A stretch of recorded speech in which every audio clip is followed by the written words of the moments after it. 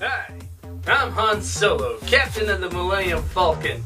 Chewie here tells me you're looking for passage to the Alderaan system. Well, too bad, I just heard it got blown the fuck up. I am evil Han, I am evil Han. No. No, sir-ree, there's no evil Han here. Only the Adventurous Joe. So Han didn't shoot first, I did. This episode of Comic Book Review is going to be all about the legendary smuggler himself and his comic book miniseries that took place in Marvel recently. And it starts right now.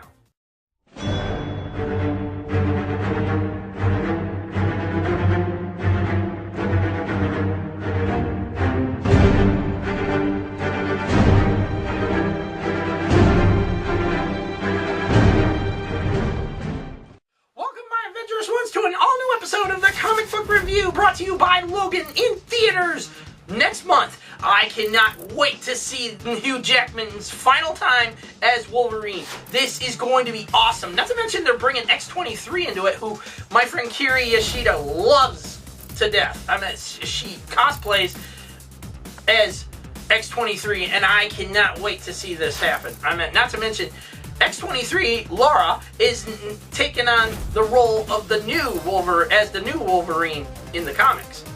Not bad. Not bad at all. Anyways, we're not here to talk about all that. We're talking about Han Solo. Now, this was a 5-part miniseries brought to you by Marvel Comics. And it was all basically a tie-in between the ongoing series that was going on at the time during this time period. Okay? It introduced elements of Rogue One in it as well. We got to see hover tank troopers in it. Seriously, hover tank. They were chasing Han Solo on one planet. It was fucking awesome. Now, the funny thing about this is that this Han Solo miniseries is all about Han having to rescue rebel insurgents, okay, on different worlds. But it all takes place in a race that's just like the Kessel Run. Whoa! Yep.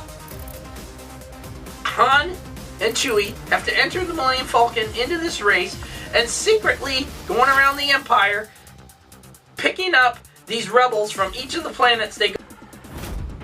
And in doing so,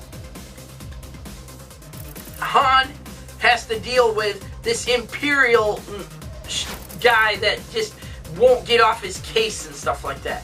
He knows Han Solo's up to something, okay?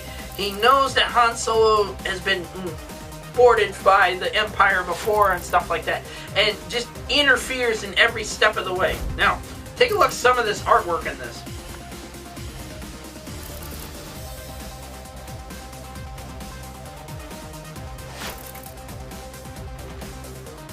That's actually one of the covers right there for one of the issues.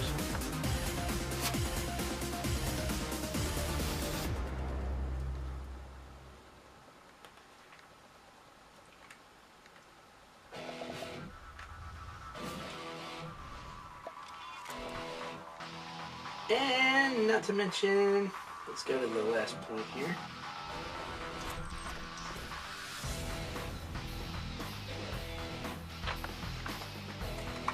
De piece de resistance. There you go.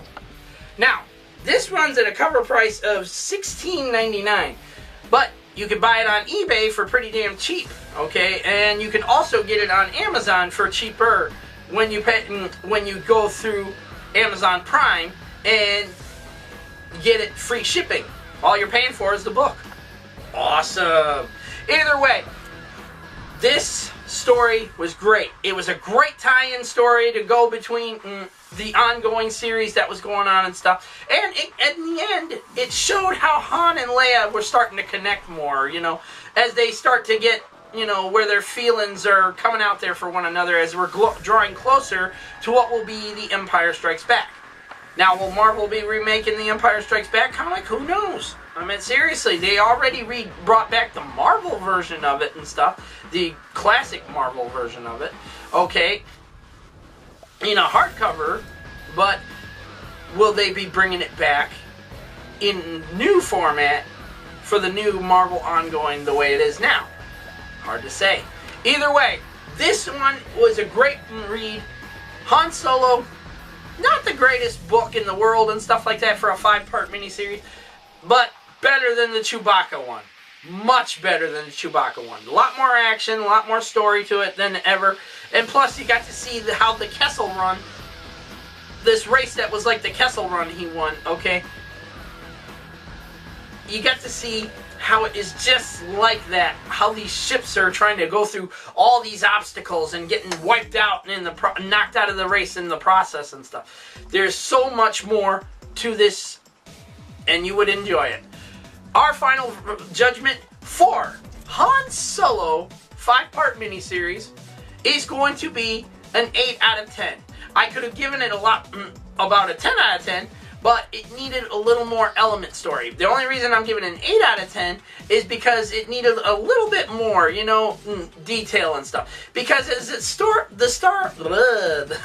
about that. As the story starts out, Han Solo is asked by these two people to come with him and stuff, and he doesn't know who the hell they are and shit.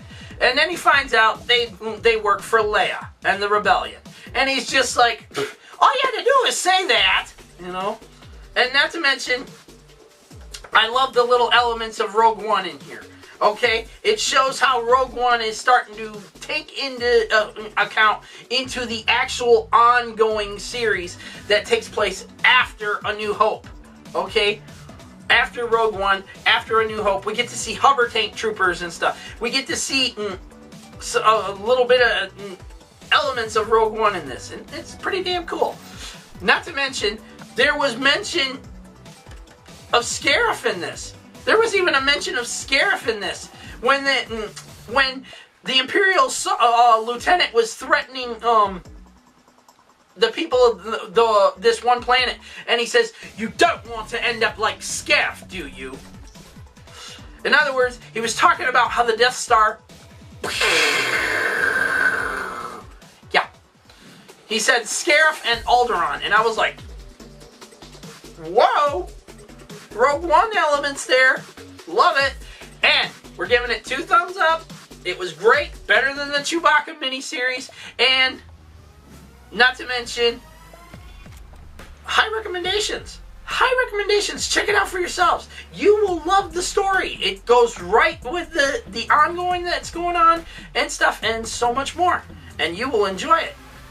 Like I said, our final judgment is an 8 out of 10, 2 thumbs up, and high recommendations. Check it out for yourselves. Get it on Amazon, get it on eBay, wherever you can get it exactly cheap enough, get it. It's a great book and a great read. And that's it for this episode of the Comic Book Review. What are your thoughts on Han Solo? Have you already read the miniseries? Did you like the miniseries? We want to know your thoughts down in the comment section down below. Don't forget to like this video, subscribe to our channel if you're new, and don't forget to hit the little bell icon so you're notified when new reviews for comic book review, movie review, or any of our stuff, including new episodes of the Adventurous Joe Show, go up on YouTube, and you won't miss out. You'll be the first one to know once they hit the airwaves. Either way, also, don't forget to leave your comments. We want to hear from you. What are your thoughts and opinions on this? And please, opinions are a lot like assholes. Everyone is going to have one, so no fighting amongst yourselves in the comments. Someone's going to have a different opinion than you. Respect that opinion. Don't freaking sit there and belittle it. Don't sit there and say, "Oh, you're a fucking idiot. You don't know the first thing about Star Wars." None of that hate comment shit will be tolerated here. Okay? None of it. It's an automatic ban from the channel, and your comment is removed. That's it. So, that's it, my adventurous ones. We'll see you all next time on the next comic book review when I figure out what the hell I'm going to review. Probably going to review Spider-Man's The Clone conspiracy thing event that took place, because to me it felt like a very bad rehash of the whole clone saga to begin with. And not to mention the little twists and turns here and bringing in certain characters from different comic books and stuff, you know. Who knows? We'll see what happens as we go along. That's it, my adventurous ones. Peace out. May the Force be with all of you. And you have a great time. Later.